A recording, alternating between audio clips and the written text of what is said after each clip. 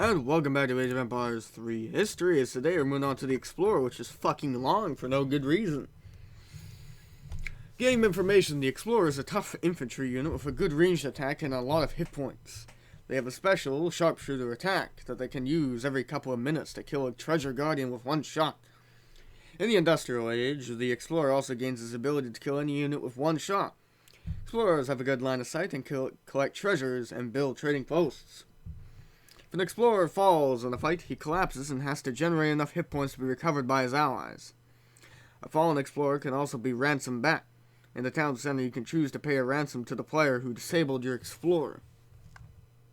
History: Explorers set out for the New World with a variety of backgrounds and missions. Some were nobles seeking fame and wealth, others were slaves forced to accompany their masters. Some wanted to claim new lands for the nations that sponsored their voyages. Others wanted to explore lands, their peoples, and flora and fauna. Estevanco was a slave from Morocco, sold to the Spaniard Andres de Dorantes. Dorantes joined an expedition to the Gulf Coast from Florida to Mexico. The ill-fated adventure ended with only 80 of the original crew floating on a makeshift rafts, only 2 of which landed on the shores of Texas near Galveston, with neither food nor water. Dorantes and Estevanco set out on their own, traveling west and south. They were captives for 5 years, faith healers and legends among Native Americans of the areas.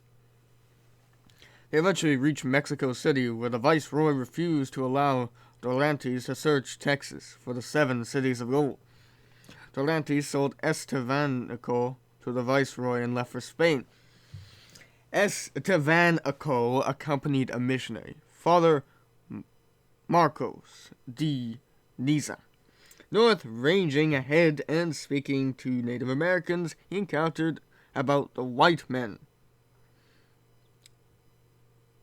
That's a weird way to put that. Following in his wake, Estevanco had runners carry crosses back to Father Niza, their size indicating the promise of the region. Each new cross that Father Niza received was larger than the previous cross, and then he received one that was massive. Estevanco had discovered a Zuni pueblo. It's unknown whether he thought this pueblo was one of the cities of gold, but he spent an evening camped outside the town. In the morning, the Zuni attacked and killed him, fearing his presence was a bad omen.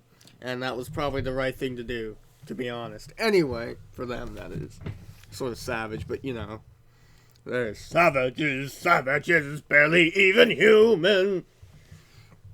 And anyway, I'll be back next time, and that's pretty much... Yeah, all humans are savages, let's be honest. I'll be back next time with the Explorer's dog. See you then. That should be a fucking good one.